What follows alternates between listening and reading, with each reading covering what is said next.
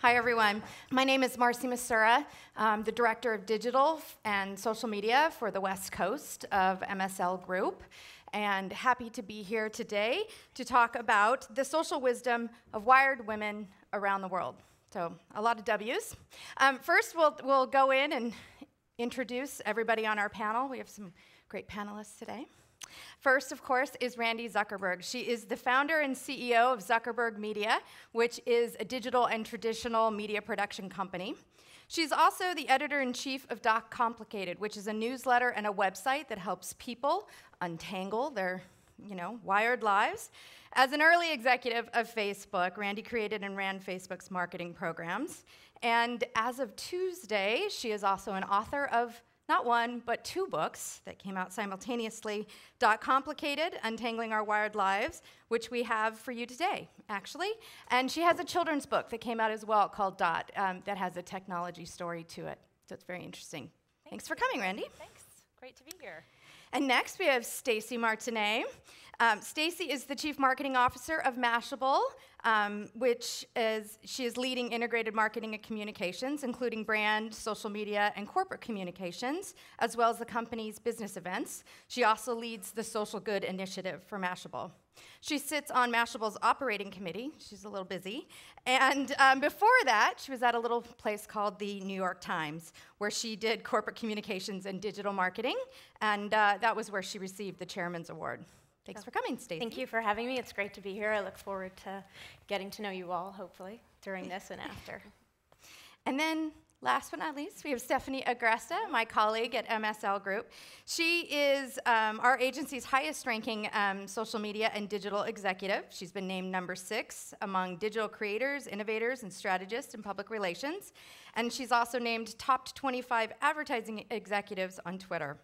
In her global role, she works in partnership with leaders around the global network on vision, strategy, and talent in support of our social and digital offerings. And Stephanie is the founder of the Bloggers Lounge at South by Southwest, which many of you know. I've seen you guys in there. Okay, so before we begin our discussion, I want to acknowledge something that's very exciting to us, and we're happy to announce it here, that in conjunction with Complicated, today we released a global research that adds to the public discussion on the social wisdom of wired women around the world. We studied 3,600 wired women in the US, the UK, Brazil, and urban China to get a sense of how social media is changing their lives, which is important, but more important to probably everybody in the room, how it's impacting the path they follow to purchase goods and services. So a lot of our discussion today is going to be centered around that data and those findings that we hope you find interesting enough. You can pick up the full report at the literature table at the back, including a Uber infographic. We're rebranding infographics, big, large infographics. So it's an Uber infographic. And by the way, the hashtag is #WiredWomen, so feel free to tweet away. Yes, this is the one place where you can look down through the entire panel and none of us will be offended. So we're going to start with Randi straight out of the gate. Randi released these 2 books. Can you tell us the story behind them? Sure. So I want to give a shout out to my business partner, Bradley, who's somewhere in the room. Bradley and I were starting Zuckerberg Media right around the time that I left Facebook. And we had just this real vision of building a company that would do television, online, branded content in an exciting new way. So we set out to do a lot of projects there. We're still doing a lot of great projects in that field. But one of the things that I started doing just as a passion project on the side is I started doing a newsletter called Complicated. Because anywhere I went, people would kind of pull me aside and say, like, what should I do with my kids? Or, like, my husband uses his iPad in bed, and what do I do? And how do I get him to stop? And it was almost like, their personal Dear Abby of technology. So I just started this newsletter on the side. It really exploded. Now I do a segment on the Today Show monthly about wired living in the world. And I published Complicated about my own very, very complicated road with technology, being in Silicon Valley but not being an engineer, pioneering a lot of projects for Facebook, but also having the last name Zuckerberg. It's been a very complicated journey for me. And I am excited for you guys to, I speak with a lot of candor in my book, so I'm excited for you to read that. But at the same time, sorry, I'll be really quick. No, you're fine. I have a 2.5-year-old son who is just crazy into technology, and I realized, gosh, if we wait for kids to be old enough to be reading academic level books in order to learn about technology, it's too late. So Dot is a story about a tech-obsessed little girl who learns to put down her devices and go play outside. Great.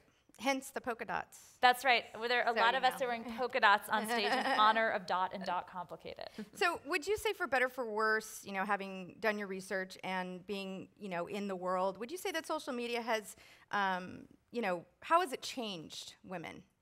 It's absolutely changed women. What's most interesting is that I think the best thing about social media and the worst thing about social media is exactly the same thing. It's the fact that we're always connected. On one hand, it enables women better than ever before to have really high-powered jobs where you're always reachable and also be a great parent. But on the flip side is that we're always connected. You're always expected to answer that email, answer that text message, answer that tweet right away. So it's really a flip side between the benefits of being connected and not letting it take over your life. Yeah, I think those are some good points. What do you think, Stacy? I mean, how do women benefit from, say, reading a site like, I don't know, Mashable versus, say, I don't know, New York Times? Well, before we go into media and what I think about every day, I want to tell a story that kind of illustrates this, and it's about Randi. Oh. And about 2 years ago, we spent some time together. We worked on an event, our companies at the time, in the middle of Switzerland. And I think her son was about 6 months old. That's right. And I remember in the middle of the day, she was frantically, in the best mom way possible, trying to get the best internet connection so she could Skype her son to sleep. And the Wi-Fi was horrible, and so there were like 5 people trying to help, and we were trying to tether off one phone and then tether another, and then you ended up using Skype on someone's other international phone. But it was just a great moment that really illustrated the world that we live in, and that was 2 years ago. And so, Like, hold on, Tony Blair. Yeah. I have to go sing lullabies to my son. And you could, you know, because of applied technology like Skype. So, I think we're in a great moment in time. I think sites like Mashable help people around the world of all genders, of all ages, understand the power of technology in some of the most simplest forms. So Mashable is a resource, and it's about how you can make the best use of technology for your life, your career, and also how it's radically shaping society, and that's what we're all here to talk about. And I don't think in the world that we live in, is it Mashable versus the New York Times? I think it's all of the above. I think we're seeing that's what today's consumers want, our readers, certainly a lot of the research that institutions like Pew do on millennials. It's not about going to one publication or another, just like it's not about one brand or another. It's about the stream. And every brand, every person, and now every media company is in that stream. And so that's how people are consuming media. And I think media and what sites like Mashable do and conversation like this are more important than ever as we try and figure it out. So I'm really excited to be here. Everyone versus Candy Crush. Yeah, maybe. Yeah. You know, Stephanie, the survey shows that it has made our lives better, wired women better. Mostly. In most cases. But maybe you could talk a little bit about that. Sure. We're super excited about this survey because it's the first of its kind to take on a global research study of wired women, 3,600 respondents in the US, the UK, Brazil, and urban China. And the findings were that there are 3 core areas where women's lives are better.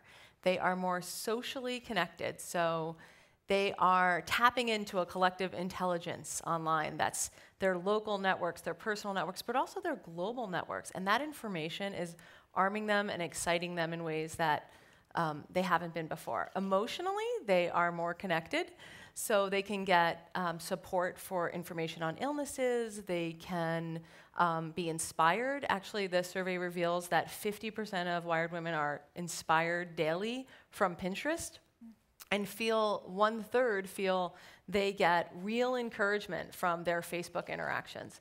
So that emotional strength and kind of what technology does to remove stress in their lives, whether that be help make it easier to buy groceries or pay bills, is really an emotional saving feeling for many of the wired women.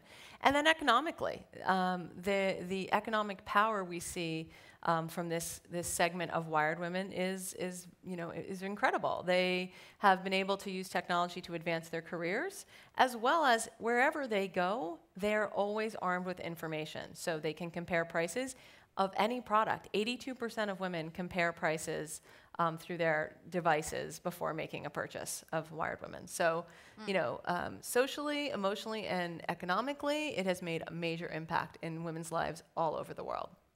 I would agree. But I know, Randi, in your book you talk, of course, it's in the title, about some of the complications that come with being in the zone. How is it, or what are your recommendations for managing that? I think it's funny that you mentioned that, because I think in Silicon Valley there's so much focus on what are we disrupting right now? What are we innovating? Whose lunch are we eating right now? And a lot of times it took me leaving Facebook and having my son to pick my head up and say, oh gosh, the mom in Oklahoma, she doesn't view Facebook the same way we do. She's not the super user. She's sitting there thinking like how complicated it is and how overwhelming it is.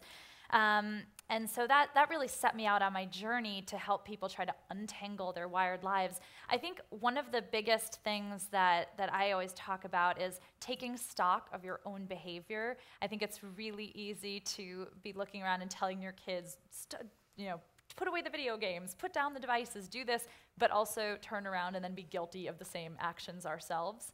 I also think it's about setting boundaries with your acquaintances, with your colleagues, with your bosses. I know it's really hard when that email comes in at midnight and you're up and you want to answer it, but I also think the more that we respect our personal time and put some unplugging boundaries, the more other people will start to respect our time also. Well, you're not alone. In the survey, these complications and the management is something that all women globally, universally share. One thing that was interesting in the study, we found that texting while driving is globally across all regions. All wired women are caring a great deal about that. But you know what else they care about? Their family members posting inappropriately online. I think that's kind of, it's a little surprising to me that it sort of indexed so high. And I'm wondering, what do you make of this? Sure. Well, our reputation used to be what we posted about ourselves, but now that is the least important thing about our reputation. Our reputation is now about what everyone else posts about us. And I think that worries a lot of people. So a lot of people spend a lot of time thinking about what their families are posting that's inappropriate, what their friends, what their customers are posting. And I think it really captures a lot of the wired woman's time and attention thinking about that. Yeah, which of course applies to brands as well. So Stacy, what do you make of this? I mean, have you come across this issue professionally? Oh, absolutely. It's funny working in a place like Mashable because we're really living social every day, and all of our staff have that in their DNA inherently. And I think setting boundaries are important, so I'll have meetings where I'll have to say laptops down so that people are actually focusing. And when I go away for the weekend, there are weekends where I'm on email, and that's okay. And when I don't, I tell my team and my boss and my peers, I say, if you need me, text me. Text is the appropriate way to get a hold of me for an emergency because I won't be checking email. So now we have these different kinds of boundaries around different kinds of mediums. And then when you think of places like the social web where your personal and professional interact, when I was working at the Times, I had posted a photo from an event we did with some very prominent reporters there, one that was in the news this morning, Brian Stelter, another Andrew Ross Sorkin of DealBook, and several of my family members commented on their looks and what great eyes they had. And I was mortified. So the next Thanksgiving, I had to explain, what this was about and, how I needed them to respect this as a professional space for me. So I think that's a real thing. Certainly when we do recruiting, while we look at resumes, immediately we look at people's social links, all of them, and that's real. And that's at people of all levels of the organization, not just recent graduates. And then when you think about our worlds combining, I also think, at least in the US, we're getting more adept at those worlds colliding. And so people in our company and people in our group, in our generation, know that there are going to be those awkward posts. And so now it's become kind of like the meme, like the aunt who always posts the weird questions on your vacation photos, or the mom who finds a photo of you from when you were 5, and then all your relatives comment, so then it's back at the top of EdgeRank and Facebook, and then all your friends just pile on, so it stays there. So, you know, it's interesting how we are progressing, but I think the line is very blurry in terms of personal and professional. And that plays out in the research too, that over 50% of the women globally connect on social networks with their colleagues, not just LinkedIn, so excluding LinkedIn. And of that, 21% connect with their bosses. Although in Asia, that actually skews a little higher, so I guess they feel a little more comfortable talking to their bosses on Facebook. But, you know, I mean, so these mediums are, you know, making those worlds collide. So all of the staff at Mashable has friended me. Interns, you know, my direct reports. It's just very natural for them to send a friend request, and that's the world that we live in. Yeah, I was going to say, probably a sign of the times. So Your current colleagues and your former colleagues. I get all that in my Facebook feed, too. Stephanie, you know, the survey shows a lot of positive signs about the role that Wired women are playing in the global marketplace. And you know, how unique and different the regional markets are. What does that mean for all of us in this room, for marketers? So really, there were some significant differences, but there were also some really remarkable similarities. So first and foremost, the most common theme in every region was that Wired women are tethered to their devices. It is so, devices are part of our living, breathing every day. And in China, 15% of women would give up seeing their family for a month before they gave up their mobile device. More shockingly, over 40% of women across the board, I think it was 40, over a third, would give up sex for a month before they gave up their mobile device. Coffee and tea were 55%, and wine was 75%. So it kind of gives you a sense of priorities. Wow. So I really hope these women that are giving this all up are building like the next great, you know, breakthrough in research to give that up, and not just kind of like catching up on Twitter. Or maybe it's a commentary on their partner more than their device. But the differences exist too. And in China, first off, they are much more likely to use mobile devices. They actually have more devices than Wired women in the other regions. And they use those mobile devices for bill pay much more frequently. They also have found you know, great connection to community activism. So over 50% of Wired women in China have used social networks to become more involved in their communities. In Brazil, it has the main theme that emerged was around empathy, and their interactions on social media led to, you know, over a third of them volunteering more and helping people more in social. In the US and the UK, people were a little more self-centered. They really were, you know, less stressed by social, less frustrated by social, and really still use traditional devices like desktops and laptops to do things like pay bills. So a lot of different nuances. And I think for brands, what that means is that, you know, when you are thinking through global social and digital campaigns, it is critical to realize that one size does not fit all. Some of the content you create for communities of women in China versus Brazil versus the US versus the UK, it cannot be the same message. It cannot be, you know, one social content calendar that is then transported to all of these different you know, communities through a toolbox. And, you know, we find that absolutely most of that does not resonate with local communities. Yeah, and another you know, interesting piece that came out of the study is that we discovered that Wired women in Brazil and China monitor their children's activity far more intensely and more deliberately than the UK and the US. I don't know if I'm surprised by that, but I'm wondering what you make of that.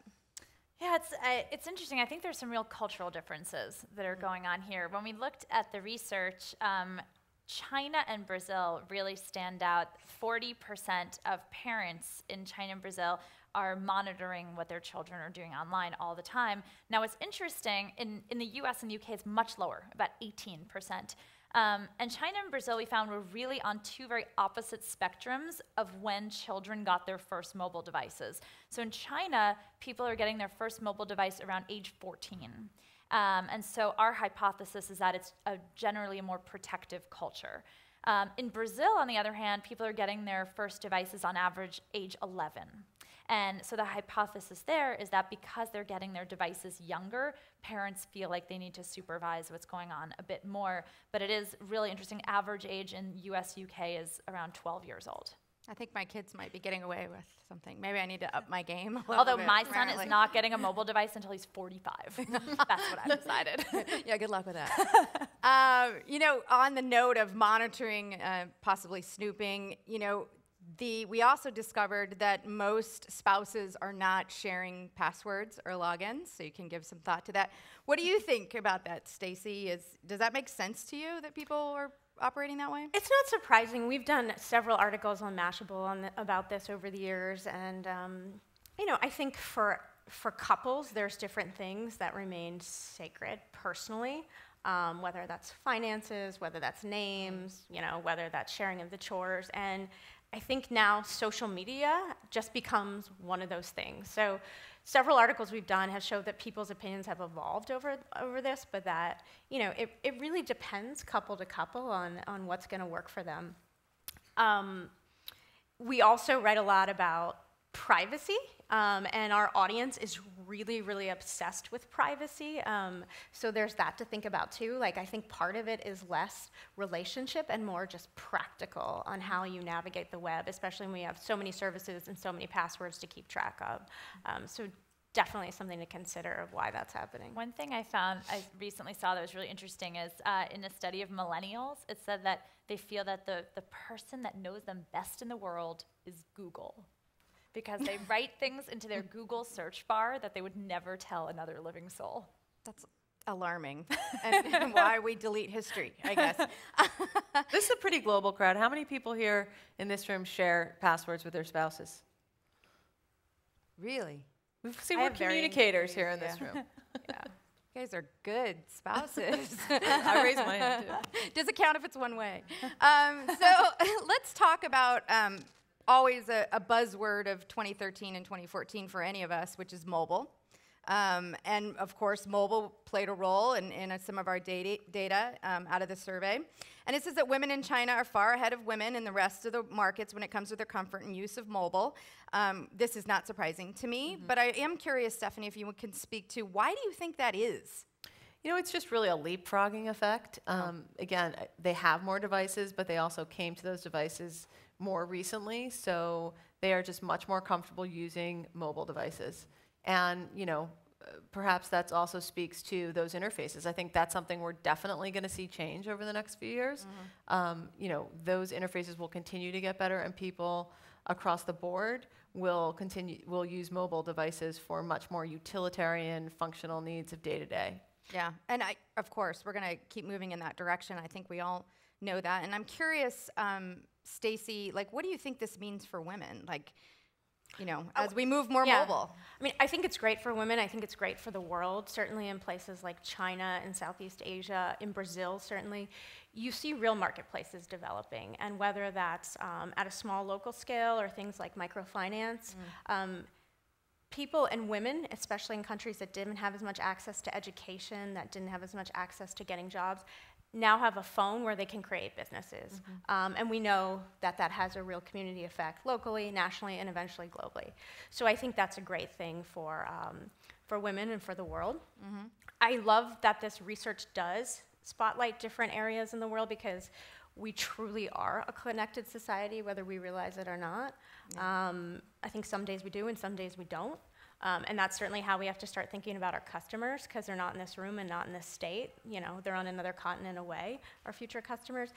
I think it's interesting to think about the fact that next year, 3 billion people will have broadband.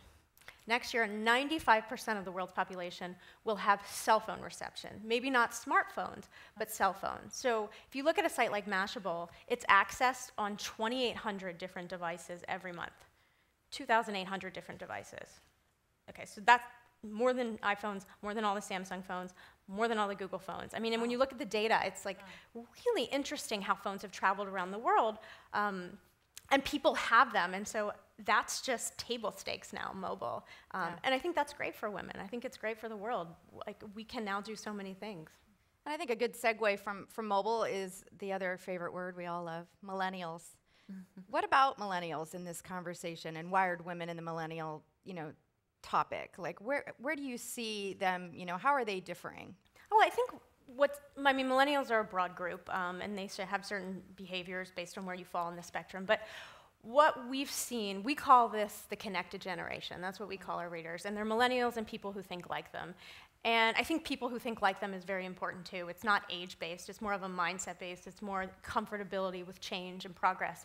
And these are people that are constantly connected, constantly consuming, constantly curating. And the fourth C that I think is really important, and certainly some of your findings speak to this, is community is so, so important to them. So whether that's getting together in meetups, organizing, activism, but also online communities are extremely important. And those are, I think, the 4 Cs that really define millennials as we see them at Mashable. That's interesting, very interesting. So when you release a study called Wired Women of the World, and it begs the question, how do wired women differ from wired men? Well, we didn't actually research wired men, but other research like Pew have reported that women's usage is more on the internet. There's some research that indicates that women are more socially engaged, having more conversations, that men are using YouTube at a higher rate in terms of consuming content. I've seen some research out there that indicates platform preference for gender, so Pinterest and Twitter and Facebook for women, where Google Plus and LinkedIn tend to be preferential to men. So, we did not cover that, but there's definitely some research out there that indicates there are those gender differences. Great, we have our next study already outlined, so there you go. I think one thing that was interesting, though, when I started writing Complicated and building our community around that, I figured, gosh, this is going to be all women. So all of our content was things like being a mom and being a woman in the wired world. And one day when we actually dug into the numbers, we're like, gosh, there are a lot more men on here than we thought. And so we made a conscious effort to change it to words like parent, because now you look and you see 40% of American households have women as the breadwinner, and things are changing. So I think that we're going to start seeing that reflected in online habits as well. Yeah, absolutely. And, what do you think, Stacy, is like the importance or the purpose behind focusing these types of studies on women? I think it's important to study where women are, certainly as in this country, as Randi highlighted, and around the world, they're gaining more access and prominence and influence. In many ways, this is the century of women, and a lot of the work that the UN is doing and other international bodies is focused on that development. So I think that's really key. I think that, while our DNA is millions of years old, some of the basic premises aren't that different. It's important for them to multitask, to be social. And what I think is really cool is that, as women, we like to bring people along. So I really hope that these wired women can bring all of their communities along as we embark on this next era, and certainly men too. And I think we should think a lot about, what millennial men are. I work with a lot of them. I work for one. I'm married to one. And I think, their attitudes are very different. And I think part of that is inspired by growing up in different eras. But I think part of it is access. When you look at people who value the importance of technology, it's democratic. Once you have access, you have the same access as everyone else. And I think that's something that we're seeing with millennials and with these wired women, is that belief that all people can be empowered. And I think there's something really, really powerful to that at a macro level. So I think at a, at a basic level, studying these women who are ahead of the curve and very much early adopters is really important to understand where we're going and how these women will influence their networks and their networks. Yeah, and where we're going, right? So the future. So what does this look like? I think I'd like to pose a question to all three of you, and we can pretend to be, fortune tellers a little bit. We'll start with you, Will it Stephanie. involve the 4-week calendar system? No. Okay. No, it will not. But it's party week, right? Right. I know. See, I don't even know what week. So we are wondering, Steph, what your thoughts are. In 5 years, wired women like ourselves, like women in urban China, women in Brazil, what does it look like? Well, I think that, as I mentioned, one thing, mobile. It will be much more common day to day to do basic tasks every single day on your mobile device. I think for wired women, they are always going to be looking for ways to help find that life-work balance, that tech-life balance. So imagine where you can control more of your household because all of your household appliances are now connected to the internet. And imagine booking doctor's appointments in a much more convenient, efficient ways and managing as Dr. Mom for the household. How all of the different tasks that women handle will be made easier through being connected all the time and having more devices that are connected all the time. I can't wait. Yeah, me too. What do you think, Stacy? So in terms of mobile, I can't emphasize enough. If you are in charge of your company or your brands or your corporation's website, you better have a responsive and adaptive mobile website like tomorrow, because that's just going to be more important than ever. I think looking at lifestyle, technology is going to evolve so much in the home, so you'll have things like the connected fridge. We're seeing early prototypes of that. I think 3D printing and 3D technology is really going to revolutionize everything from medical devices and exams to how you can remodel or decorate a bedroom. There's some really cool Kickstarter programs right now where you can get a program on your iPad for $300, and it takes 3D renderings of a room, of this, and you can just ship that off to someone and they can start modeling or designing for that. So we're going to see efficiency. I think shopping online, because of things like that, will increase exponentially, because while there's certain things, shoes you can buy knowing your size, sometimes things like a suit or a blouse you can't. So I think those kinds of devices in our day-to-day is going to make us totally different in how we approach the world, and we're going to be a lot more efficient. So hopefully we will have that time to relax. More time to spend with your family. Put the screen down, unplug, and then hopefully technology can solve some of the greatest world problems like malaria and polio, so that more people can become wired women and have access to the things that we all have access to. Future's looking good. What do you think? A few trends I'm excited about. I'm excited about education, where that's going. I think in the next 10 years, the education system in this country is going to radically change. I think you're going to see more people getting online degrees through video rather than going to standard 4-year universities.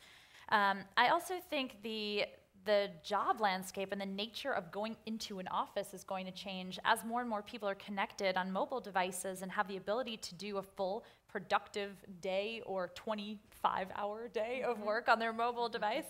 I think it's going to start being less and less important for people to be physically working out of the same office together, and we're already seeing a rise of co-working spaces, of flexible arrangements that way.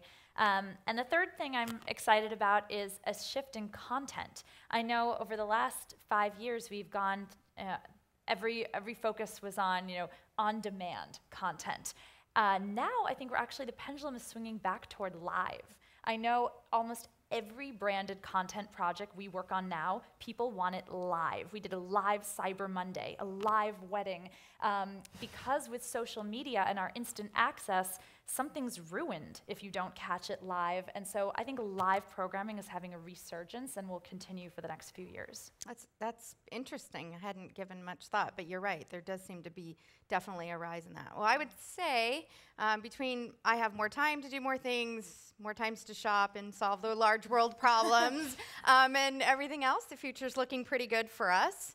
But I wonder, we've talked about a lot of data points. We've talked about wired women in general, and we've talked about them globally and regionally.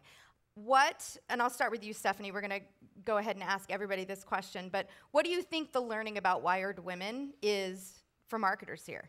Because that's why we're here. You know, I think that this is such an important demographic. We have to be thinking about how women consume information differently when they are consuming products and services. And actually, a piece of the research, we looked at 3 core areas of consumption through, traditional, social and digital, and, whoops, what was my third one? Oh, influencers, sorry. My favorite topic. Yeah, so looking at 12 verticals and understanding the path to purchase amongst 3 core areas: influencers, social, digital, and traditional. And it was very different in all of these different verticals. And so for wired women, the likelihood that they start that process in a different place is great. And as marketers, we need to understand what that path to purchase is. And, it leads to things like in the automotive industry, in China, women there are much more likely to watch a YouTube video and take information in that way and begin the process there. Whereas in the US, in automotive, that percentage was only 5%. So, it covered the gamut and, from food and personal health products. So as marketers, I think that is an important part of what we need to understand, that the traditional funnel has been disrupted and how we reach people is, got to change. Has to change, yeah. What do you think, Stacy? So I'm going to disagree with what the speaker before said, that brands are dead. I actually think brands are more alive. No, I know. I was like, whoa, she's going rogue. No. And I'm happy to do a rebuttal after. You're like, I was like ready, kind of unfair to disagree with someone you. who's not on stage. But I think this is actually the best, most exciting, but also most daunting time to be a brand. And if you think about these wired women, these are your customers now and in the future, and they're the people who are going to influence your other current and potential customers. And they're living this 360 lifestyle with technology. They want to see you in store, they want to see you in home, they want to see you online, not just online, but on Pinterest, on Facebook, on Twitter, on Google+, on Sina Weibo. They want to see you in a media partnership with the next hot show. And you have to do all of those things. So that's hard. And I also think that now culture is web culture, which means it moves really, really fast. So unfortunately, if you're a C-level exec in marketing, advertising, or communications, you can't sit up here and just check in down here with the team on trends on a quarterly basis. Trends come and go in a week, especially on the web, and I think that's just going to increase. And the people we're talking about are the new trendsetters. So I think brands need to think about them, they need to understand about them, and they need to act more like them and act for them. It's exciting, but it's now a 24/7 job that we have. And because consumers go, very clearly, wired women do not just live online to make those purchases. They navigate online and offline in an incredibly savvy way. So some of them do all of their research online and then purchase offline, and vice versa. Go out there and do all their research offline and then purchase online. So for a brand, that experience has to be consistent. And I in fact, it's reflected that these brands, they are part of their community. So, I think that I have a quick personal story. So I was sitting in a meeting the other day, and it was a 3-hour meeting, so I think my attention at that point was gone. So I was checking my email, as we sometimes do, and I got an email from one of my favorite designers with this dress that was on sale. So I took a screenshot of it on my phone, and then I texted it to my mother-in-law, and I said, "What do you think?" And she said, "Oh, I love it. I'm going to get that for you for your birthday." And it showed up a week later, right? So that all happened. I want that mother-in-law. And I know, I have a great mother-in-law. But that's the world we live in, and I think it's not, again, even online, it's not just on social, it's email, it's everything, and that's kind of indicative of where we are. Yeah. I think that leads to another point, too, is that not only there's more added pressure, because not only does a brand need to be everywhere, but now everyone needs to be a media company, too. And you need to think about, no one is just putting out a product or just a service anymore. We're now all people putting out content. And so now you're competing with Diane von Furstenberg streaming her own red carpet shows, and you're competing with Oreo, who has a live war room at the Super Bowl giving real-time updates. And suddenly, you have to add a whole other division to your brand, which is a media company.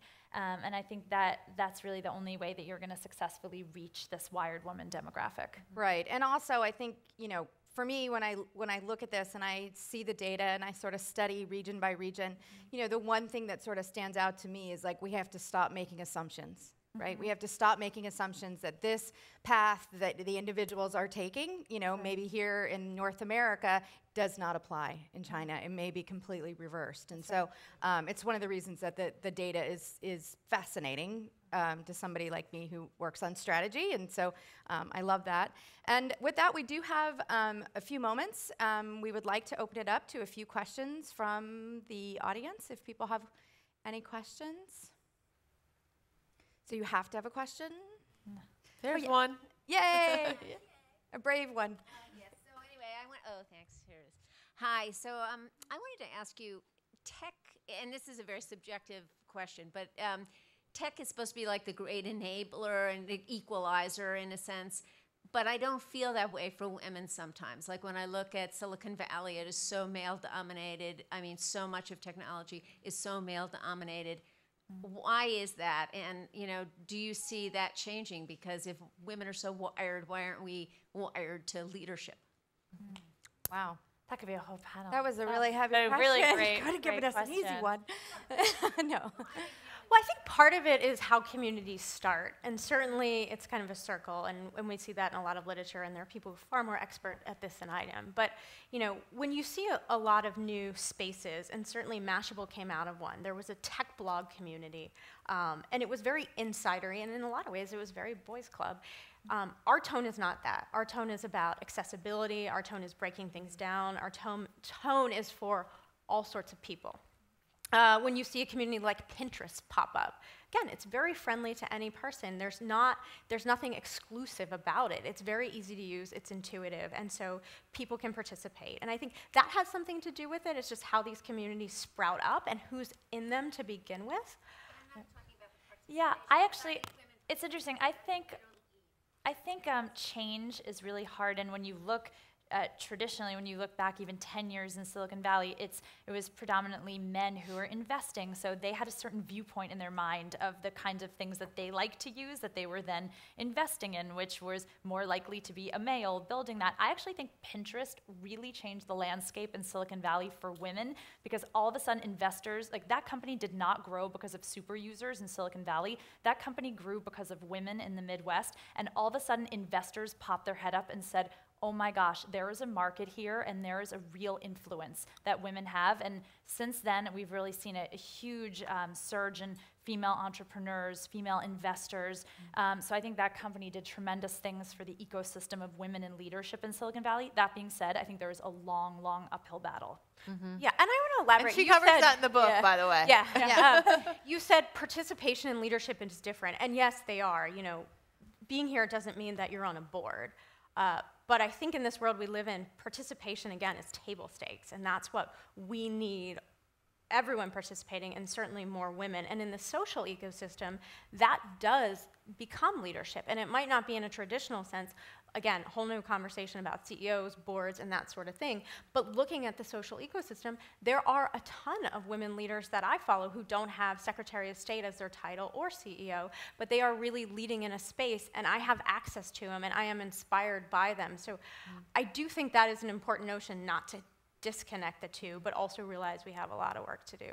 And by the way, not to blame traditional media, but the fact is traditional media always hooks on to the story of the hot, young, tech, male CEO. In fact, I won't go name names, but an article last week in the New York Times featured an small, upstart digital agency that is full of women.